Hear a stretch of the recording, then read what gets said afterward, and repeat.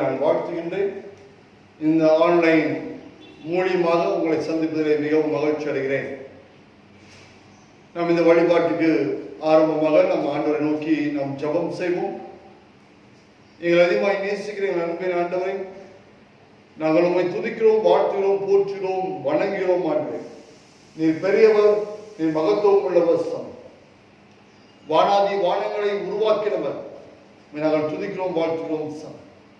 இந்த வழிபாடு முழுவதும் உங்களுடைய தூய ஆவியானவரின் பிரசன்னத்தால் எங்களை ஆட்கொள்வீராக, வழிநடத்துவீராக.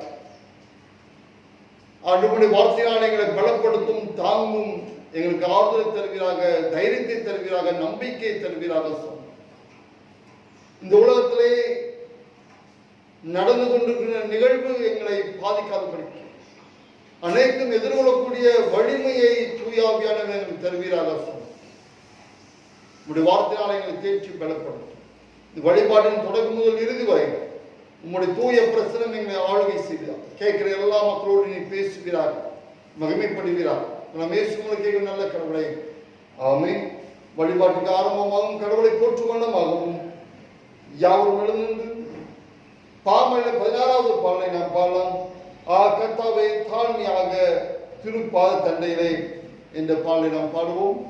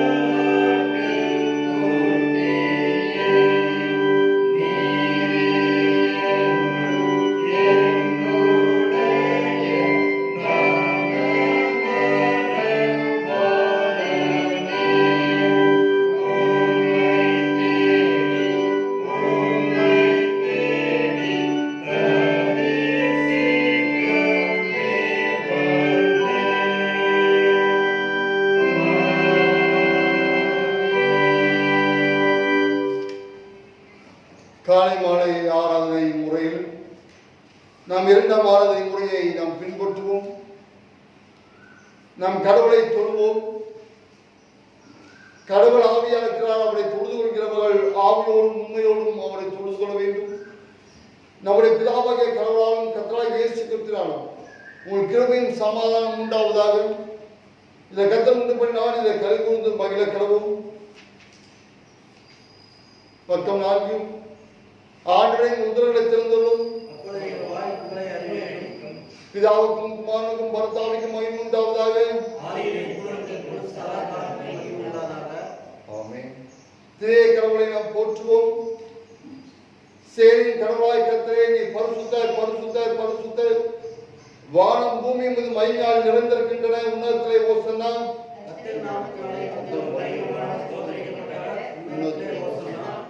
கடவுளே நீ பரிசுத்தர், சர்வ வல்லவரே நீ பரிசுத்தர்,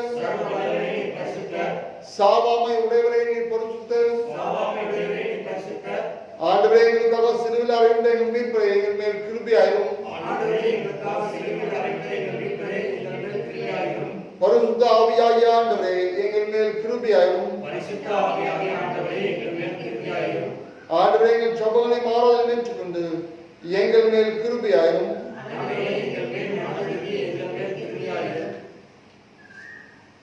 பாவரிக்கை பக்கம் 6.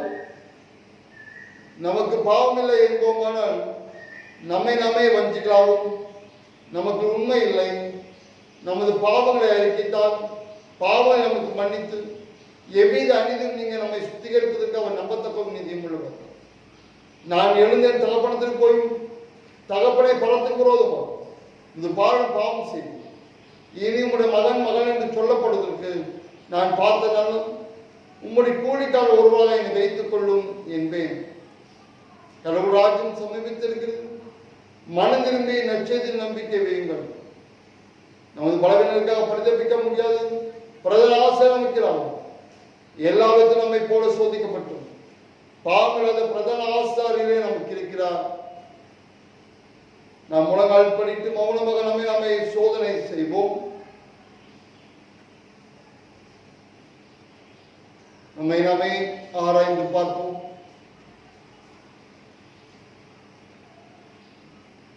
கடந்த வாரத்திலே நாம் செய்த பாவங்களை நாம் எண்ணி பார்ப்போம்.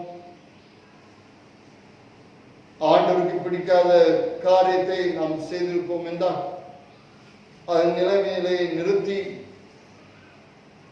அதை ஆண்டவரத்தால் அறிக்கை செய்து ஆண்டவரத்தில் ஒப்புரவாகவும்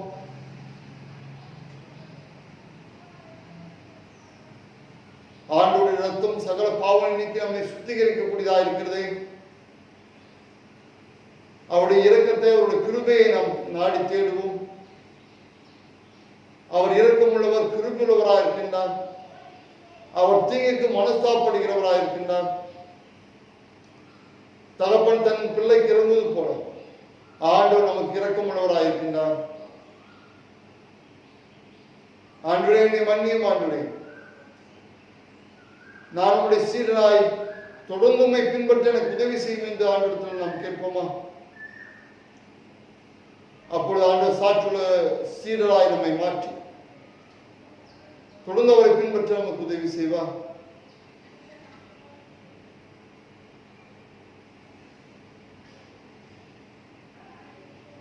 சர்வ வல்லமையும் கடவுளிடத்தில் நாம் நமது பாவங்களை தாழ்வோடு அறிக்கிடுவோம்.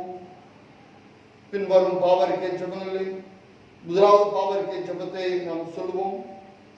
சர்வ வல்லமையுள்ள மிகுந்த இருக்கும் உள்ள பிதாவே, தப்பிப்போன ஆடுகளை போல நம்முடைய வழியில் அடைந்து போனோம். இதயத்தின் யோசனைகளுக்கும் விருப்பங்களுக்கும் மிகவும் இணங்கி நடந்தோம். இந்த பொருத்தனை கற்பனைகளுக்கு விரோதமாய் குற்றம் செய்தோம். செய்யத்தக்கவர்களை செய்யாமல் செய்யத்தகாதவர்களை செய்து வந்தோம். எங்கள் சோமையை ஆண்டவரே தேவன் ஆண்டவராகிய கிறிஸ்துவின் மூலமாய் மனிதனுக்கு அளித்த நோக்கத்தின்படியே நிர்வாகமுள்ள குற்றவாளியாய் இருக்கிறோம். தப்பிதலை அறிக்கையை எங்கள் மேல் பொறுமையாயும் பாவத்தின் குற்றங்களை சீர்படுத்தும் மிக மிருகங்களுக்காகவே உடைய பரிசுத்த நாமத்துக்கு மகிமை உண்டாகும்படி நாங்கள் இனி தேவபக்தியும் நீதியும் தெளிந்து புத்துள்ளவர்களாய் நடந்து வரும் இயேசு கிறிஸ்துவின் நாமத்தில் கிருபை செய்கிறோம். ஆமென். சர்வ வல்லமை மிகுந்திருக்கும் ஆண்டவர் மன்னிப்பை பாவ நிமித்தம் நமக்கு கட்டளையிட்டார்கள். வாழ்க்கை சீர்படுத்துவதற்கான காலத்தில் தமது பரிசுத்தாவின் கிருபையும் தேற்றுதலும் தந்தருள்வாராக. ஆமென். ஆண்டவரை துதியுங்கள். திருமறை பகுதிகளை நாம் வாசிக்க கேட்போம்.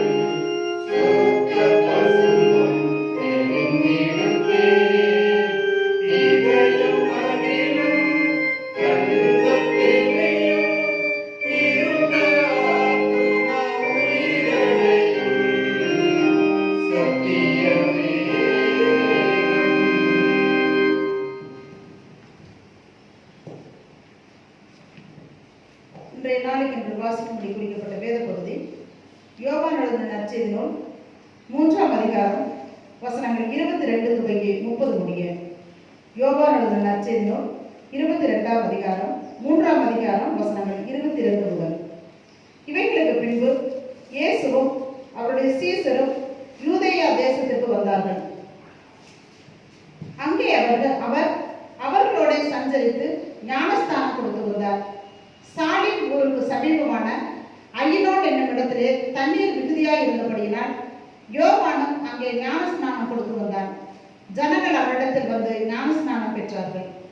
அக்காலத்தில் யோவான் காவலில் வைக்கப்பட்டிருக்கவில்லை. அப்பொழுது யோவானுடைய சீசரில் சிலரும் யூதருக்கும் சுத்திகரிப்பை குறித்து வாக்குவாதம் உண்டாயிற்று. அவர்கள் யோவானிடத்தில் வந்து, ரபி, உம்முடனே கூட யோர்தானுக்கு அக்கறையில் ஒருவர் இருந்தாரே, அவரை குறித்து நீரும் சாட்சி கொடுத்தீரே, இதோ அவர் ஞானஸ்நானம் கொடுக்கிறார், எல்லாரும் அவரிடத்தில் போகிறார்கள் என்றார்கள். யோவான் பிரதியுத்தரமாக, பரலோகத்திலிருந்து ஒருவனுக்கு கொடுக்கப்பட்டாலுடைய அவன் ஒன்றையும் பெற்றுக்கொள்ள மாட்டான். நான் கிறிஸ்துவல்ல, அவருக்கு முன்னாக அனுப்பப்பட்டவன் என்று நான் சொன்னதற்கு நீங்களே சாட்சிகள். மணவாட்டியை உடையவனே மணவாளன், மணவாளனுடைய தோழனோ அருகே நின்று அவருடைய சொல்லை கேட்கிறவனாய் மணவாளனுடைய சத்தத்தை குறித்து மிகவும் சந்தோஷப்படுகிறான். இந்த சந்தோஷம் இப்பொழுது எனக்கு சம்பூர்ணமாயிற்று. அவர் பெருகவும் நான் சிறுகவும் வேண்டும் என்றார் என்பதே வாசிக்கும்படி குறிக்கப்பட்ட வேத பகுதி வாசிக்க முடிந்தாயிற்று. கிறிஸ்துவே உமக்கு மகிமை உண்டாவதாக. அருள் தாய்க்குமாக பாமருடைய 336வது பாடலை நாம் பாடலாம். உம்மண்டை கர்த்தரே என்ற பாடலை நாம் பாடுவோம். 336வது பாடல்.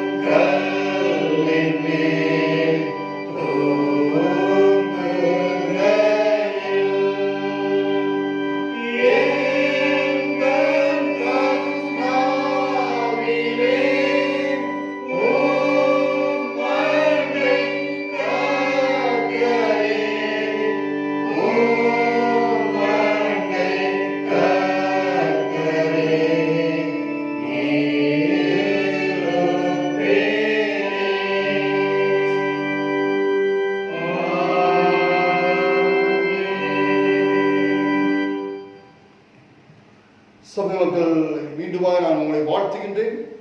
இன்றைக்கு உங்களோடு நான் பகிர்ந்து கொள்கின்ற தலைப்பு சாட்சியான சீடத்துவம், டிசைபிள்ஷிப் ஆஸ் விட்னஸ் என்ற தலைப்பை நாம் தியானிக்க இருக்கின்றோம். சீடத்துவம் என்ற வார்த்தை புதிய ஏற்பாட்டில் 262 முறை பயன்படுத்தப்படுகிறது. அப்படி என்றால் இந்த சீடத்துவம் என்பது எவ்வளவு முக்கியமானது, அதுவும் சாட்சியா இருப்பது எவ்வளவு முக்கியமானது என்று திருமுறை மிகவும் வலியுறுத்துகிறது. சீடர் என்பவர் ஆண்டவரை, குருவை முழுமையாய் பின்பற்றுவதுதான் சீடர். இயேசு கிறிஸ்துவை அநேகர் பின்பற்றினார்கள், பல காரணங்களுக்காக பின்பற்றினார்கள். அவரிடத்தில் உணவு கிடைக்கும் என்பதற்காக ஒரு கூட்டம் அவரை பின்பற்றினார்கள். ஒரு கூட்டத்தினர் சுகம் கிடைக்கும் என்பதற்காக அவரை பின்பற்றினார்கள். சில கூட்டத்தினர் அவரை குற்றம் சாட்ட வேண்டும், அவருடைய வாய் பேச்சிலிருந்து குற்றத்தை கண்டுபிடிக்க வேண்டும் என்று சிலர் நினைத்தார்கள், அதற்காக பின்பற்றினார்கள். ஆனால் சிலரோ, குறிப்பிட்டவரோ ஆண்டுடைய வார்த்தையின்படி, ஆண்டவர் வார்த்தை கேட்க வேண்டும், அதன்படி வாழ வேண்டும் என்பதற்காக அவரை பின்பற்றினார்கள். இயேசுவை உண்மையோடு பின்பற்றினர் சிலர். நாம் எந்த கேட்டகரியில இருக்கிறோம், எந்த தரப்பிலே நாம் இருக்கிறோம்? எதற்காக அவரை நாம் பின்பற்றுகிறோம்? எந்த காரணத்துக்காக அவரை நாம் பின்பற்றுகிறோம்? சீடர் என்பவர் அனைத்தையும் துறந்து அவரை பின்பற்றுவதுதான் சீடர். திருமறை முழுவதும் அதுதான் சொல்கிறது. விட்டுவிட்டு வா என்ற உடனே பேதுருவா படகையும் வலையும் விட்டுவிட்டு அவரை பின்பற்றினார். அதான் சீடத்துவத்துக்கான அழகு. ஆனால் இதுக்கு ஒரு பலன் வறுமை, பசி, மரணம், அழுகை, இதுதான் அதற்குரிய பலனாயிருக்கும். நாம் எந்த அளவுக்கு இயேசுவை நாம் பின்பற்றுகிறோம், உண்மையாகவே அவரை நாம் பின்பற்றி செல்கிறோமா? ஏதோ இந்த உலகத்தின் காரியங்களுக்காக, இந்த உலகத்தின் தேவைகளுக்காக, உலகத்திலே நாம் வாழ வேண்டும், செழிப்பாக இருக்க வேண்டும், ஆண்டவர் அதற்கு நம்மை ஆசீர்வதிப்பார் என்ற காரணத்துக்காக இயேசுவை நாம் பின்பற்றுகிறோமா? எதற்காக இயேசுவை நாம் பின்பற்றுகிறோம் என்பது மிக முக்கியமானது. சாட்சியான சீடத்துவம். சீடத்துவத்திலே சாட்சி வேண்டும் என்று சொல்லப்படுகிறது. சாட்சியாய் நாம் ஆண்டவரை பின்பற்ற அழைக்கப்படுகிறோம். ஆண்டவர் நாம் பின்பற்றி செல்லும் போது நம்மளுடைய வாழ்க்கை சாட்சியாய் மற்றவர்களுக்கு எடுத்துக்காட்டாய் இருக்க வேண்டும் என்று ஆண்டவர் விரும்புகிறார். அதான் சாட்சியான சீடத்துவம். முதலாம் திருமறை பகுதி 2 ராஜாக்களின் புத்தகம் 2ஆம் அதிகாரத்தை நாம் திருப்பிக் கொள்வோம். 1-15 வசனங்கள். எலிசா எலியாவை பின்பற்றின எலிசா. அவர் எப்படி பின்பற்றினார், அவர் எவ்வாறு பின்பற்றினார் என்பதை குறித்து தான் அதில் நாம் பார்க்க இருக்கிறோம். எலிசாவை இறுதி வரை பின்பற்றினார். அவள் வாழ்வில் முழுவதும் பின்பற்றினார். அவரை ஆண்டவர் அழைக்கும் போது இந்த செய்தியை எலியா சொல்கின்றார். அவர் அப்பொழுது ஏர்மாலை உழுது கொண்டிருக்கின்றார். அதையெல்லாம் விட்டுவிட்டு அந்த கலப்பை வைத்து மாடுகளை அதை சமைத்து எல்லாத்தையும் விருந்து படைத்து விட்டு அதற்கு பின்பதாக அவரை பின்பற்றி சென்று விடுகின்றார். திரும்பி வந்துவிடக்கூடாது என்பதற்காக, திரும்பி தன் தொழில் பக்கத்திலே வந்துவிடக்கூடாது என்பதற்காக அனைத்தும் அதை விட்டுவிட்டு அழித்துவிட்டு அதை எலியாவை பின்பற்றி செல்கின்றார். எலிசாவை இறுதி வரை அவர் பின்பற்றினார். அந்த பகுதியிலே 1ஆம் வசனம், கர்த்தர் எலியாவை சுழற்காற்றிலே பரலோகத்திற்கு எடுத்துக் கொள்ளப்பட போகிற போது எலிசாவோடு கூட இருந்தபோது புறப்பட்டு போனான் என்று ஒவ்வொரு காலகட்டத்தில் அவர் கூட இருப்பதை நாம் பார்க்க முடியும். நீ இங்கே இரு என்று அவர் சொல்வார். அவர் தொடர்ந்து பின்பற்றுவார். மறுபடியும் 3 விசை அப்படி அவர் சொல்கின்றார். நீ இங்கே இரு, எங்களை ஆண்டவர் அங்கே அனுப்புகின்றார் என்று சொல்வார். 3 முறையும் அவர் தொடர்ந்து அவர் பின்பற்றியே செல்வார்.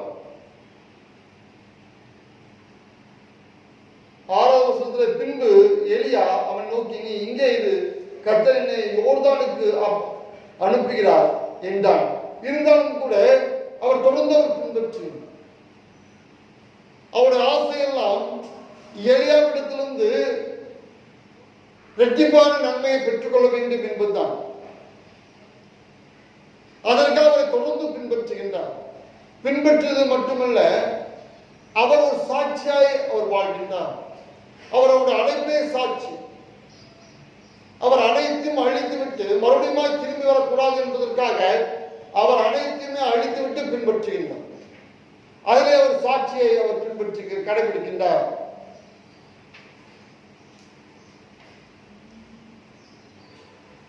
அடுத்தாக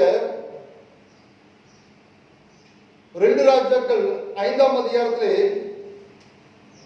நாகமானுக்கு ஆண்டவர் மூலமா சுகத்தை தருகின்றார் எலிசா. அவருக்கு ஈடாக அநேக பொருட்களை பணத்தை அவர் வாரி வழங்குகின்றார். ஆனால் அதற்கு ஆசைப்படாமல் அனைத்தும் அவர் மறுத்து விடுகின்றார். அதிலிருந்து அவருடைய பணத்தின் மீது உள்ள வெறுப்பு, பணத்தின் மீது நாட்டமில்லாத ஒரு நிலையை நாம் பார்க்க முடியும். ஒரு சாட்சியான சீடராக இருந்தார். அவருக்கு ஆசை காட்டின போது, அவர் கொடுத்த போதும் கூட அவர் வேண்டாம் என்று மறுத்து விடுகின்றார். அடுத்த 8ஆம் அதிகாரம் 9ஆம் வசனத்திலே சிரியா மன்னன் பெனதாது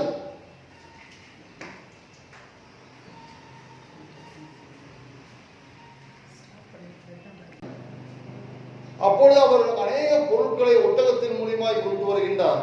அதையும் கூட அவர் எடுத்துக்கொள்ளவில்லை. அவருக்கு என்ன நடக்கும் என்பதை உள்ளபடி ஆண்டவர் எண்ணத்தை வெளிப்படுத்தினார், அதை அப்படியே சொல்கின்றார். அடுத்ததாக நன்மை உதவி செய்யும் எலிசா. 2 ராஜாக்கள் 2:19 உப்பு தண்ணீராய் இருந்த தண்ணீரையும் பயன்பாடாத நிலத்தையும் மாற்றி மக்கள் வாழ்வாதாரத்திற்கு உதவி செய்கின்றார். அங்கே இருந்து மக்கள் குடியிருக்கவும் பயிர் தொழில் செய்யவும் தண்ணீர் பிடித்து வாழ்வதற்கு அந்த இடத்தையும் நிலத்தையும் தண்ணீரையும் அதை நன்மையுள்ளதாக மாற்றுகின்றார். 2 ராஜாக்கள் 4:1-7 வசனத்திலே தீர்க்கதரிசியின் மனைவியா இருந்த ஏழை கைம்பெண்ணுக்கு அவள் கடன் பிரச்சனை இருக்கின்றார், கணவன் இல்லாத நிலையிலே.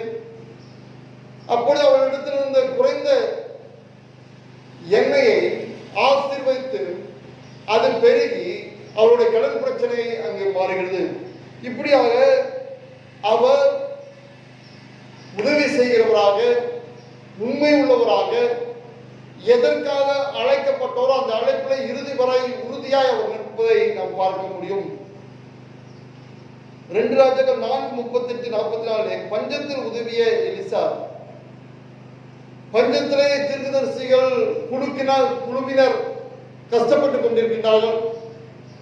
அப்பொழுது கூழ் சமைக்கப்படுகிறது. அதிலே ஒரு விஷ காயை போடுவதன் மூலமா அந்த கூழ் பயன்பட முடியாமல் போய்விடுகிறது. அதிலே மாவை போட்டு அந்த கசப்பை மாற்றி அந்த விஷத்தை மாற்றுகின்றார். குளிர்ந்த உணவை ஆசீர்வதித்து அநேகருக்கு கொடுத்து அவருடைய பசியை ஆற்றுகின்றார். அடுத்த 2 ராஜாக்கள் 6:20-23 தீமைக்கு நன்மை செய்கின்றார். எலியா அவர் எங்கே இருக்க ராஜா படையெடுத்து வருகின்றார், சிரியா ராஜா. அப்பொழுதெல்லாம் அவர் ராஜா எங்க இருக்கிறார், என்ன பண்ணுகிறார் என்பது எல்லாத்தையும் அவர் சொல்லிவிடுகின்றார். இதை கேட்டு சிரியா ராஜா ஒரு படையை அனுப்புகின்றார், மிகப்பெரிய படையை. எப்படியும் அவரை எலியாவை பிடித்துவிட வேண்டும் என்று நினைத்து அந்த படையை அனுப்புகின்றார். ஆனால் அவளுக்கு நன்மை, தீமைக்கு பதிலாக நன்மை செய்கின்றார். ராஜாவிடத்தில் சொல்லி, இஸ்ரேல் ராஜாவிடத்தில் சொல்லி அவளுக்கான உணவுகளை அவர் தயாரித்து அவளுக்கு கொடுத்து அவளை வழி அனுப்புகின்றார். தீமைக்கு நன்மை செய்த எலிசா சாட்சியான சீடராய் வாழ்ந்தார். எதற்காக அழைக்கப்பட்டாலும் அந்த அழைப்பில் உண்மையாய் இறுதி வரை உறுதியாக அவர் இருந்ததை நாம் பார்க்க முடியும். நம்மளுடைய வாழ்க்கை எப்படிப்பட்ட வாழ்க்கையா இருக்கு? கிறிஸ்து நம்மை தெரிந்து கொண்டிருக்கின்றார், நாம் அல்ல, அவர் நம்மை தெரிந்து கொண்டிருக்கின்றார். அவரை தொழுது கொள்ள, அவரை வணங்க, அவரை போற்ற நம்மை ஆண்டவர் அழைத்திருக்கின்றார். அந்த அழைப்பிலே நாம் எவ்வாறாக இருக்கிறோம்? நம் வீட்டுக்குள்ளே,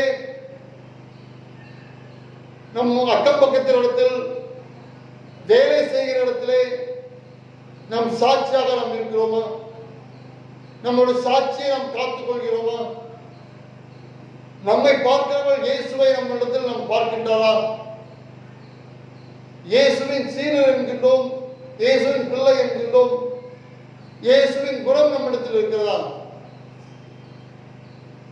அவர் மற்றவரை மன்னிப்பது போல, மற்றவரை நேசிப்பது போல,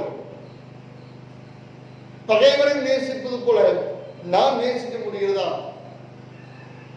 நம் ஆண்டவர் உண்மையான சீரலாய் நாம் வாழ்ந்து கொண்டிருக்கிறோமா என்பது நம்மை நாமே ஒரு கேள்வி எழுப்பி பார்த்துக் கொள்வது நல்லது. எப்படிப்பட்ட சீரர்களாய் நாம் வாழ்ந்து கொண்டிருக்கிறோம்?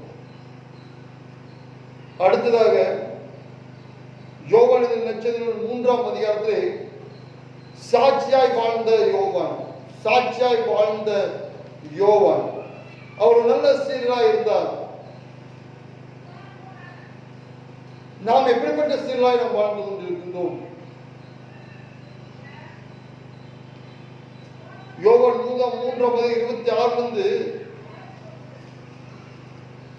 நாம் பார்க்க முடியாத ஒரு நல்ல சீரராய் இருந்ததை நாம் பார்க்க முடியும். அவர்கள் யோவானிடத்தில் நாம் காட்டிக் கொள்கின்றோமா? குருவோட வார்த்தைக்கு நாம் கீழ்ப்படியாமல் இருக்கிறோமா?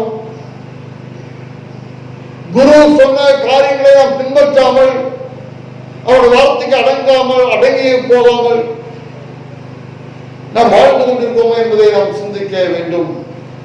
அவர் சொல்லினார் 30, அவர் பெருகவும் நாம் சிறுகவும், அதன் சீரனுக்கான அழகு. அவர் பெருகவும் நாம் சிறுகவும், தன்னை தாழ்த்தி அவரை உயர்த்துவது, அவரை எல்லா காலத்திலும் முன்னிறுத்துவது, அதன் சீரத்துவத்துக்கான அழகு, அதன் சாட்சியுள்ள சீரன். இவர் சாட்சியுள்ள சீரன். எதற்காக அவர் அழைக்கப்பட்டாரோ, எதற்காக இந்த உலகத்துக்கு அனுப்பப்பட்டாரோ அந்த காரியத்தை அழகாக நிறைவேற்றுகின்றார். நாம் எப்படிப்பட்ட சீரலாய் நாம் வாழ்ந்து கொண்டிருக்கிறோம்? 30 ஆண்டு, 40 ஆண்டு, 50 ஆண்டு நாம் கிறிஸ்தவராய் வாழ்ந்து கொண்டிருக்கிறோம். எப்படிப்பட்ட சீரலாய் நாம் இருக்கிறோம்? ஆண்டவரை மகிமைப்படுத்துகின்றவர்களாக நாம் இருக்கிறோமா? ஆண்டவரை நாம் உயர்த்தி பிடிக்கிறவர்களாக இருக்கிறோமா? நாம் எப்படிப்பட்ட மக்களாய் நாம் வாழ்ந்து கொண்டிருக்கிறோம் என்பதை நாமே கேள்வி எழுப்பி பார்க்க வேண்டும். நம்மிடத்தில் சாட்சி இருக்கிறதா? மூன்றாவதாக, குருவுக்கு சாட்சியாக வாழ்வதற்கான வழி. குருவுக்கு சாட்சியாக வாழ்வதற்கான வழி.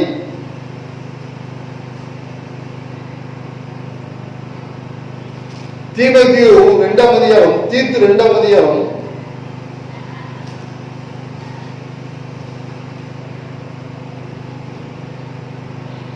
அங்கே தீமோத்தேயு தீத்துக்கு எழுதுகின்றார், ஒரு சாட்சியுள்ள சீரனாய் வாழ்வதற்கு என்ன வழி, என்னென்ன காரியங்கள் செய்ய வேண்டும் என்று அவர் பட்டியலிடுகிறார். ஒவ்வொரு சபையிலும் ஒவ்வொரு மக்களுக்கும் அவர் பட்டியலிட்டு வருகின்றார். முதலாவதாக, முதிர்வதில் உள்ள ஆணுக்கு 2ஆம் வசனம் சொல்கிறது, முதிர்வதில் உள்ள புருஷர்கள் ஜாக்கிரதை உள்ளவர்களும் நல்லொழுக்கம் உள்ளவர்களும் தெளிந்த புத்தி உள்ளவர்களும் விசுவாசத்திலும் அன்பிலும் பொறுமையிலும் ஆரோக்கியம் உள்ளவர்களாயும் இருக்கும்படி புத்தி சொல். முதலாவதாக முதிர்வதில் உள்ள ஆண்களுக்கு புத்தி சொல். இரண்டாவதாக முதிர்வதில் உள்ள பெண்கள் எப்படி இருக்க வேண்டும் என்று அவளுக்கு சொல். அடுத்ததாக இளம் பெண்களுக்கு சொல்லு என்று அவர் சொல்கின்றார். அங்கே சொல்லிவிட்டு 4ஆம் வசனத்திலே தொடக்கத்திலே தேவ வசனம் தூசிக்கப்படாதபடிக்கு, நம் தேவ வசனத்தை தூசிக்கப்படாதபடிக்கு, இவர்கள் கிறிஸ்தவர்கள் நாம் எது செய்தாலும் தவறு செய்யும் போதெல்லாம் இவர்கள் கிறிஸ்தவர்கள் என்று சொல்லிவிடுவார். அப்போ தேவ வசனத்தை தூசிக்காதபடிக்கு, ஆண்டவருக்கு அவப்பெயரை உண்டாக்காதபடிக்கு, ஆண்டவருக்கு நாம் மகிமை உள்ளபடியே வாழ ஆண்டவர் நம்மை அழைக்கின்றார். அதனால புத்தி சொல்லி, இவர்களுக்கெல்லாம் நீ புத்தி சொல்லி இப்படிலாம் வாழ வேண்டும், இதெல்லாம் செய்ய வேண்டும், இதை செய்யக்கூடாது என்று அவர் சொல்கின்றார். அதே போல முதிர்வதில் பெண்களுக்கு அவர் சொல்கின்றார், அப்படியே பொருத்தத்துக்கு ஏற்ற விதமாக நடக்கிறவளும் அவதூறு பண்ணாதவளும் மதுபானத்துக்கு அடிமைப்படாதவளுமாய் இருக்கவும் அவர்கள் அடுத்த இளம் பெண்களுக்கு அவர் சொல்கின்றார். பாலிய பெண்கள், இளம் பெண்கள் தங்கள் கணவனிடத்திலும் தங்கள் பிள்ளைகளிடத்தும் அன்புள்ளவர்களும் தெரிந்த புத்தியுள்ளவர்களும் அப்படின்னு நிறைய காரியங்கள் அவர் சொல்லி இப்படிலாம் நாம் இருக்க வேண்டும். ஒரு சாட்சியுள்ள சீரலா இருக்க வேண்டும் என்றால் இவற்றை பின்பற்ற வேண்டும், இவற்றை கடைபிடிக்க வேண்டும். எப்படி கடைபிடிக்க வேண்டும்? இறுதி வரை கடைபிடிக்க வேண்டும். ஏதோ கொஞ்சம் கடைபிடித்து விட்டு போவதில்லை, முழுமையாய் கடைபிடிக்க வேண்டும் என்று ஆண்டவர் விரும்புகின்றார். அடுத்து அவர் சொல்கின்றார், வாலிபர் சொல்லி அப்படியே பாலிய புருஷன் வாலிப பசங்களுக்கு அவர் சொல்கின்றார், தன்னடக்கம், கட்டுப்பாடு. வேறொரு மொழிபெயர்ப்பில் அப்படி போட்டு தெளிந்த புத்தியுள்ளவர்களாய் அப்படிங்கிறது தன்னடக்கம், கட்டுப்பாடு. தன்னடக்கம் உள்ளா, கட்டுப்பாடு உள்ளவர்களா இருக்க வேண்டும் என்று நீ புத்தி சொல்லு. ஏன்னா இப்ப நாம் வாழ்கின்ற காலத்திலே அதிகமாய் பாவங்கள் பெருகிக் கொண்டிருக்கு. ஒரு புள்ளிவிவரம் சொல்கிறது, நெட்ல அதிகமாய் பார்ப்பது வாலிபர்கள் தான். அசிங்கமான ஆபாச படங்களை பார்ப்போம். அது சின்ன பசங்களிலிருந்து இப்ப தொடங்கி விட்டார்கள் என்று சொல்கிறார். அதனால பெற்றோர் கவனமா இருங்க. பிள்ளைகள் எது செல்போன்ல பார்க்கிறாங்க என்பதை நீங்கள் கவனமாய் பார்த்து கொண்டிருங்கள் என்று சொல்கின்றார். இது எப்படி வாழ வேண்டும் என்பதை நீ புத்தி சொல்லவர்களுக்கு இதன் சாட்சியுள்ள சீடத்துவம். சாட்சியாய் வாழ வேண்டும் என்று ஆண்டவர் நம்மிடத்தில் எதிர்பார்க்கிறார். அது மட்டும் இல்ல, தீர்த்தவுக்கும் பௌரடியா அறிவுரை சொல்கின்றார். நீயே எல்லாவற்றிலும் உங்கள்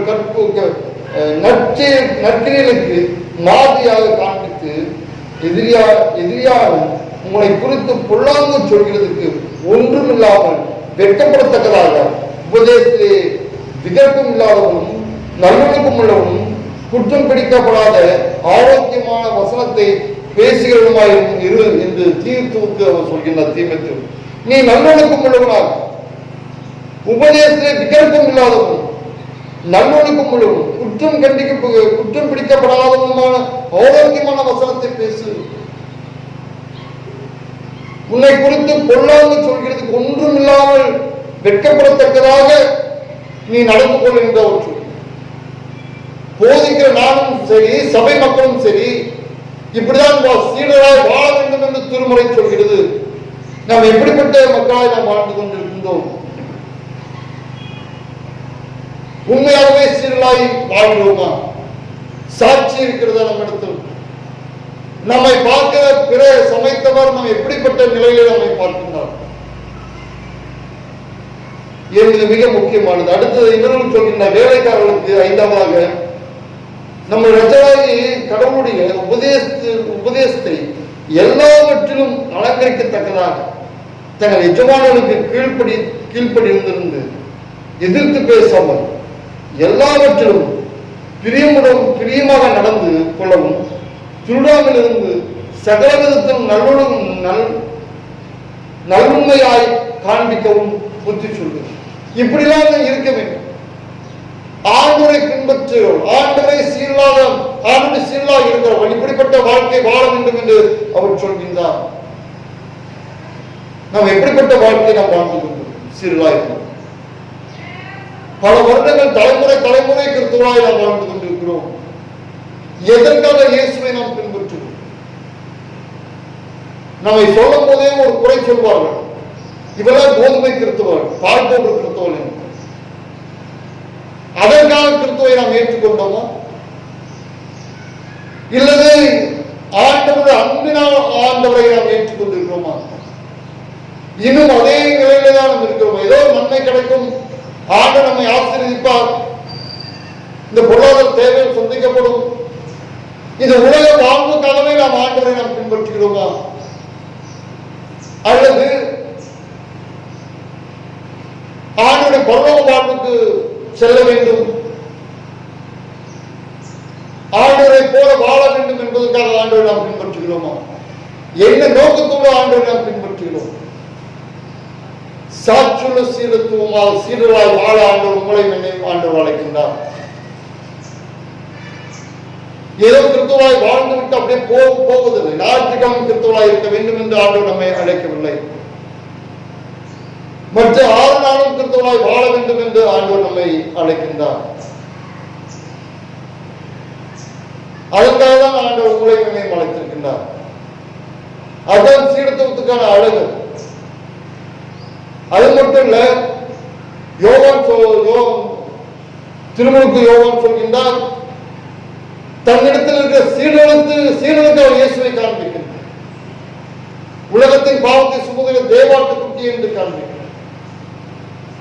அதை நாம் செய்ய வேண்டும். சீரலாக இருக்கும் சாட்சியுள்ள சீரனுடைய வேலை மற்றவர்களை குருவிடத்தில் கொண்டு வருவது. அந்திரே அதான் செய்தார். நாம் எத்தனை இடத்தை இயேசுவிடத்தில் கொண்டு வந்திருக்கிறோம், எத்தனை இடத்துக்கு இயேசுவை பற்றி சொல்லியிருக்கிறோம். ஒரு சீடனுக்கு அழகு மற்ற சீடனை சேர்த்துவதுதான் அழகு. நம் இயேசுவை நம் வாழ்க்கையில் காட்டுவது மட்டுமல்ல, இயேசுவை மற்றவர்களுக்கு சொல்ல அழைக்கப்பட்டிருக்கிறோம். இயேசுவை ஒரு முறையும் கூட கேட்காத ஏகப்பட்ட மக்கள் வாழ்ந்து கொண்டிருக்கிறார். அவருடைய நற்செய்தி போகாத இடங்களும் தனி மனிதனாலும் சரி, சபையானாலும் சரி, நற்செய்தி அறிவிக்க வேண்டும், மிஷனரியை தாங்க வேண்டும். மிஷனரி பணிகளுக்காக தன்னுடைய பணங்களை கொடுக்க வேண்டும். அதான் சபையும் சனி மனிதனுடைய கிறிஸ்துவ வாழ்க்கை. அதன் ஆண்டவர் விரும்புகின்றார். அது செய்ய தவறுவோம் என்றால் சுத்த சபையாக மாறிவிடும். சபை எவ்வளவு அழகா இருந்தாலும் சரி, சபை எவ்வளவு ஜோடிக்கப்பட்டிருந்தாலும் சரி, மிஷனரி பாரம் இல்லாத சபையை செத்த சபை.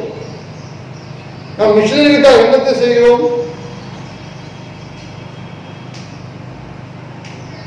சீரராய் இருக்கின்ற நாம் மற்றவர்களை சீரராய் அழைக்க ஆண்டவர் நம்மை அழைத்திருக்கின்றார். சாட்சியுள்ள சீரராய் அவரை இறுதி வரை பின்பற்ற நாம் அழைக்கப்பட்டிருக்கிறோம். பல்வேறு போராட்டங்கள், பல்வேறு பிரச்சனைகள், பல்வேறு கஷ்டங்கள் வந்தாலும் கூட ஆண்டவர் உறுதியாக நாம் பின்பற்றுவோம். ஆண்டவர் உங்களை என்னையும் ஆண்டவர் ஆசீர்வதிப்பாராக. ஆமென். ஜெபம் செய்வோம். நீங்கள் அதிகமாக நேசிக்கிறீங்க அன்பின் ஆண்டவரே, சாட்சியுள்ள சீரராய் இருக்க எங்களை நீ அழைத்திருக்கின்றீர்கள். எங்கள் வாழ்வில் உண்மை இறுதி வரை பின்பற்ற, உறுதியாய் பின்பற்ற, பல்வேறு பிரச்சனைகள், போராட்டங்கள், கஷ்டங்கள், நஷ்டங்கள் வந்த போதும் உண்மை நாங்கள் விட்டுவிடாதபடி உண்மை முழுவதுமாய் நாங்கள் பின்பற்ற எங்களுக்கு உதவி செய்ய வேண்டுமா சொல்கிறோம். பவுலடியா தன்னுடைய வாழ்விலே பட்ட கஷ்டங்களை பட்டியலிட்டு காண்பிக்கின்றனர். அவரை பார்க்கும்போது நாங்கள் ஒன்றுமே கஷ்டப்படுகிறோம். உங்களுடைய வருகை சமயமா இருக்கிறது. உங்களுடைய வார்த்தை கிடைக்கக்கூடாத பஞ்சகாலம் வரை இருக்கிறது. கிறிஸ்தவர்களுக்கான துன்ப காலத்திலே நாங்கள் வாழ்ந்து கொண்டிருக்கிறோம். இப்படிப்பட்ட காலத்திலே நாங்கள் கவனத்தோடு உண்மை நாங்கள் பின்பற்ற, முழுமையாக நாங்கள் உண்மை பின்பற்ற எங்களுக்கு உதவி செய்வீராக. தொடர்ந்து எங்களோடு பேசுகிறார், மக்களோடு பேசுகிறார். சாட்சியுள்ள சீரராய் தொடர்ந்து வாழ உண்மை மகிமைப்படுத்த உங்களுடைய வருகைக்கு நாங்கள் ஆயத்தமாக இருக்கின்றோம். இயேசு மொழிக்கு நல்ல கடவுளே, ஆமென்.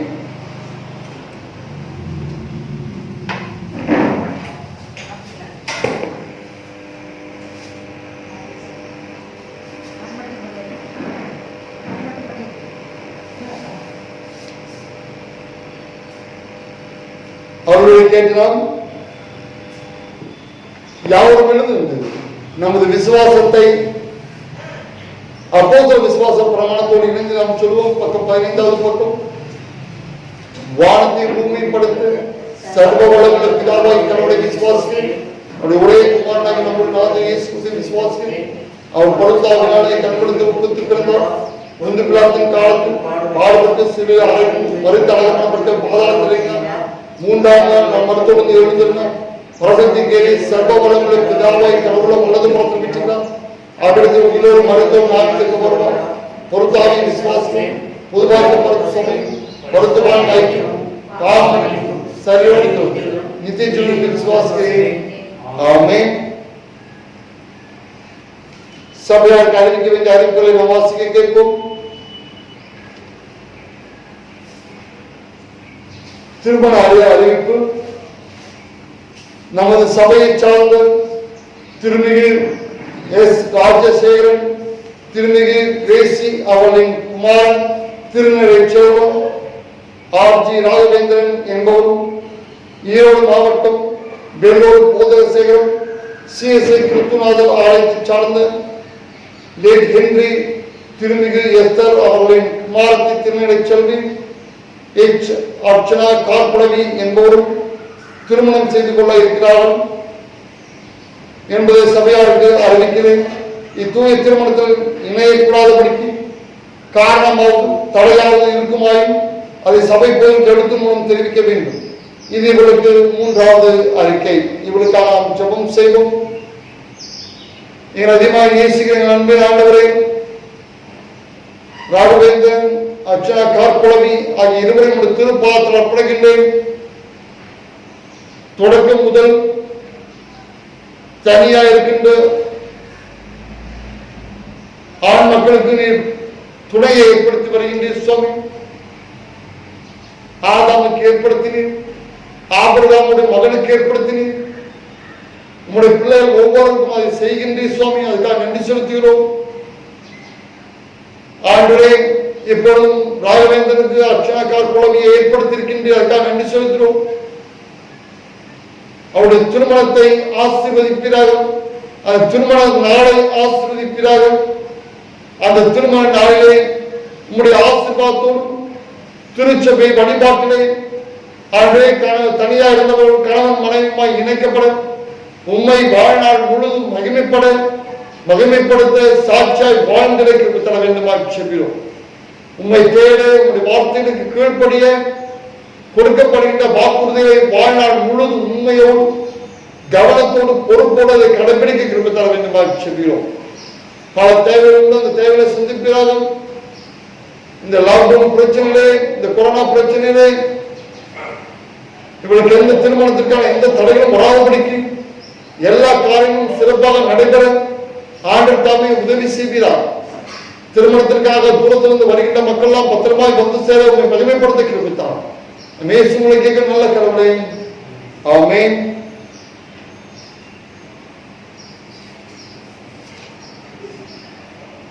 காணிக்கை பாடலாக கிறிஸ்தவ கீர்த்தனையிலே 193வது பாடலை நாம் பாடலாம்.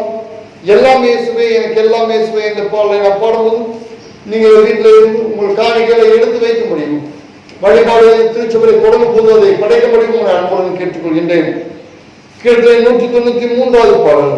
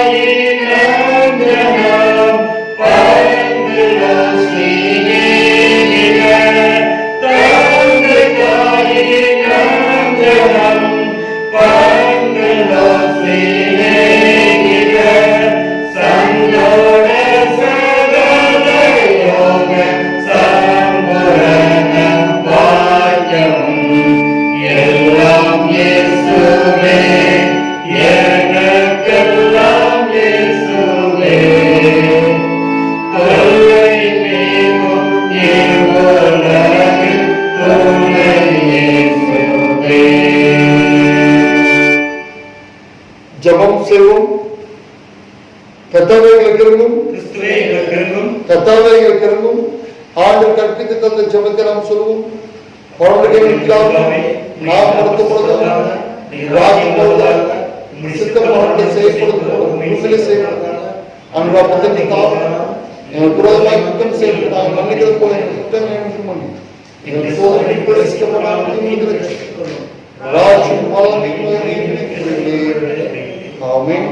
தொடர்ந்து நாம் ஜெபம் செய்வோம்.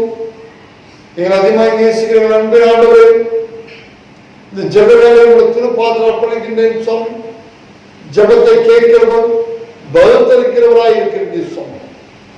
ஆண்டே, முதலாவதாக எங்கள் சபை மக்கள் ஒவ்வொருவரும் திருப்பாத்திரம் அர்ப்பணிக்கின்றேன். வயதான முதல் கொண்டு சிறுவர்கள் வரைக்கும், குழந்தைகள் வரைக்கும் இந்த திருப்பாத்திரம் அர்ப்பணிக்கின்றேன். மக்களை உடைய சட்டின் மரங்களை மூடி மறைத்துக் கொள்ள வேண்டுமா செல்கிறோம். எங்களை காக்கிறோம், தூங்குவதும் இல்லை உறங்குவதும் இல்லை என்று நாங்கள் பார்க்கிறோமே. எங்கள் சபை மக்கள் ஒவ்வொருவரை பாதுகாத்துக் கொள்கிறார்கள். எந்த கொரோனா தொற்றும் மக்களை அணுகாதபடிக்கு நல்ல நோயை சக்தியை பலத்தை ஆரோக்கியத்தை தருகிறார்கள். உண்மையை செய்கிறார்கள், அன்றை சாட்சியுள்ள செய்கிறார்கள்.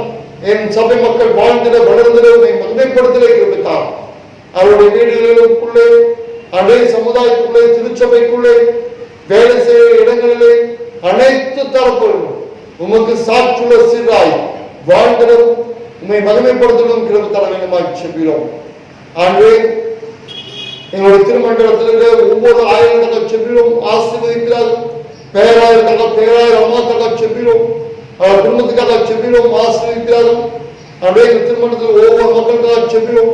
எந்த கொரோனா தொற்று மக்கள் அணுகாதபடி நீ காத்துக்கொள்ள வேண்டுமா செல்கிறோம். எங்கள் தமிழ்நாட்டில் ஒவ்வொரு மக்களுக்காக செல்கிறோம், பாதுகாத்துக் கொள்கிறார்கள். அன்றைய சென்னையில் அதிகமாக கொரோனா நோய் பரவி கொண்டிருப்பது அறிவியல் சுவாமி. அது கோயம்புத்தூர் மதுரை போன்ற இடங்களுக்கும் அது பரவி கொண்டிருக்கிறது. அந்த உண்மை செய்திகளுக்கு தெரிவதில்லை என்பதை இருந்தாலும் ஆண்டுடைய இந்த கொரோனா நோய் பரவாதபடிக்கு நீர் தடுத்து ஆட்கொள்ள வேண்டுமா செல்கிறோம். மக்கள் பாதுகாக்கப்பட அன்றைய இறக்கமாய் கண்ணோக்கி பார்க்க வேண்டுமா என்னோட மண்டாரும் மக்களுடைய அன்றைய வேதனை அழுகை கண்ணீரை நீ அறிந்த அன்பின் ஆண்டவர் அந்த உதவி செய்கிறவா இருக்கின்றேன். மக்கள் மேல் இரக்கம் பாராட்டி இந்த நோய் தொற்றும் மக்கள் தற்காத்துக் கொள்ள வேண்டுமா செல்கிறோம். அதே போல் இந்தியாவில் இந்த நோய் முற்றிலுமாக அழிக்கப்பட்டு ஒழிக்கப்பட்டு போகட்டும் ஆண்டவரே. நீர் ஒரு வார்த்தை சொல்லும் ஆண்டவரே, எங்கள் மக்கள் பாதுகாக்கப்பட உதவி செய்கிறார்கள். அன்றைய இந்த நோய் கிருமிகள் முற்றிலுமாக அழிக்கப்படவும் மக்கள் ஒரு புதிய அந்த வாழ்க்கை வாழவும் உண்மையை அந்த தேடவும் நேசிக்கவும் கிருபை வேண்டுமா செல்கிறோம் சாமி. அந்த முழுதும் எங்கள் நாட்டு முழுவதும் நீர் பொருட்படுத்திக் கொள்ளும் வழி நடத்துகிறார்கள். அதே போல அன்றே ஜெயிலில் இருக்கிற மக்கள், போலீஸ் ஸ்டேஷன் இருக்கிற மக்கள் அன்றே இவளை பாதுகாத்துக் கொள்கிறார்கள். அன்றே சில செய்திகளை நாங்கள் கேட்கும் போது மனவேதனையா இருக்கிறது. அன்றே அன்றைய கோர்ட்டு ஜெயிலில் இருக்கிறவர்கள், போலீஸ் ஸ்டேஷன்ல காவல் இருக்கிற மக்களையும் நீ பாதுகாத்துக் கொள்கிறார்கள். எல்லா தீமைகளும் நாச மோசங்களும் அவளை விலைக்கு காத்துக் கொள்ள வேண்டுமா செல்கிறோம் சாமி. உலகம் முழுவதும் உடைய திருப்பாத்திரம் பயிலும் நீர் பொருட்படுத்திக் கொள்ள அந்த கொரோனா நோய் முழுவதும் உலகம் முழுவதும் அன்றைய வேறெடுத்து போக அந்த முற்றிலுமாய் அழிக்கப்பட்டு போக தர வேண்டுமாச்சு. இது ஆஸ்வதிக்கிறார்கள், வழிநடத்துகிறார்கள். மக்களுடைய வேலை வாய்ப்புகளிலே உடைய கிருபை இருக்கிறார்கள். மக்களுக்கு நல்ல வேலை வாய்ப்பு தருகிறார்கள். மக்களுடைய பொருளாதார காரியங்களை நீ பொருட்படுத்திக் கொள்கிறார்கள். மக்களுக்கு தேவையான உணவுகள், உடைகள் மற்றும் அடிப்படை வசதிகள் அனைத்தும் கிடைக்கவும், அவருடைய வாழ்வாதாரங்கள் பாதுகாக்கப்படவும், அவருடைய தொழில் பாதுகாக்கப்படவும் உதவி செய்ய வேண்டுமா செல்கிறோம். நீ பொருட்படுத்திக் கொள்கிறார்கள். இப்படி ஆன்லைன் மூலியமாய் நாங்கள் வழிபாட்டை நடத்தி கொண்டிருக்கிறோம். இந்த நிலை மாறவும் ஆண்டே நாங்கள் திருச்சபைக்கு குடும்பம் குடும்பமாய் வந்து இனி மேலாவது ஒழுக்கத்தோடு கவனத்தோடு பொறுப்போடு அக்கறையோடு ஆண்டே நேரம் தவறாதபடிக்கு ஞாயிற்றுக்கிழமை தவறாதபடிக்கு தொழுது கொள்ளக்கூடிய உணர்வை ஒவ்வொரு சபை மக்களுக்கும் நீ தருகிறாரா. அப்படிப்பட்ட நாளை நாங்கள் எதிர்பார்க்கிறோம். அப்படிப்பட்ட நாளை தருகிறார். எல்லாரும் குடும்பமாய் வந்து உண்மை தொழுது கொள்ள பணிந்து கொள்ள உங்களுடைய வார்த்தையை கேட்க இனி சாட்சியாய் வாழ்ந்திட உண்மை சீரராய் விலங்கிலே உதவி செய்ய வேண்டுமாச்சு. அப்படி ஆசிரியர் மக்களோடு நீ பேசும் தொடர்ந்து கொண்டு நடத்துகிறார். நம்ம இயேசு மூலம் கேட்கும் நல்ல கடவுளே, ஆமென். என் ஆத்மாவே கர்த்தரை ஸ்தோத்திரி, என் முழுமையை பிரசன்னத்தை ஸ்தோத்திரி, என் ஆத்மாவே கர்த்தரை ஸ்தோத்திரி, கர்த்தரை சகல நன்மைகளும் பரவாதே. ஆமென். இத்தருணத்தோடு குணப்பட்டும் நோக்கி எங்கள் பொதுவான விண்ணப்பங்களை செய்ய எங்களுக்கு கிருபை அளித்த சர்வவல்லமுள்ள கடவுளை 2 பேராவது 3 பேராவது என் நாமத்தில் கூடி வரவும் அவர் கேட்கவில்லை அருள் செய்ய இந்த மோக்களின் கேட்கத்தான் முதல் அடியாருக்கு வேண்டிய நன்மை உண்டாகும். விருப்பம் வேண்டுதல் இப்பொழுது நிறைவேற்றி இம்முடைய சத்தியத்தை அறிகிறார்கள். மறுநிலையத்தை ஜீவன் கற்றலும். ஆமென். கடவுளுடைய இரக்கமுள்ள கிருபைக்கும் பராமரிப்புக்கு நம்மை ஒப்புவிக்கிறோம். பிதா குமாரன் பரிசுத்தாவியாகிய சர்வ வல்லமை பொறுத்து கடவுளுடைய வாசம் நமக்குள்ளே இருந்து எப்போது நம்முடைய நிலைத்திருக்க கடவுது.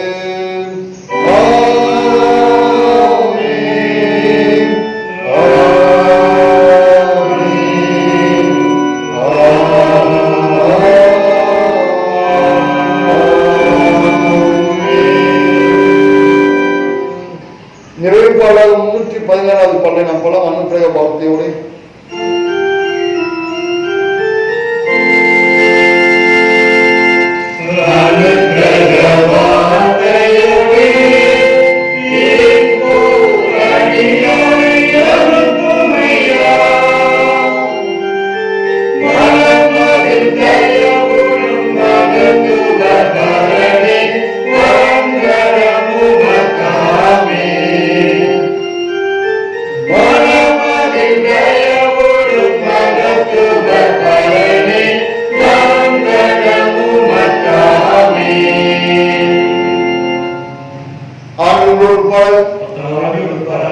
சமாதானத்தோடு சென்று வாருங்கள்.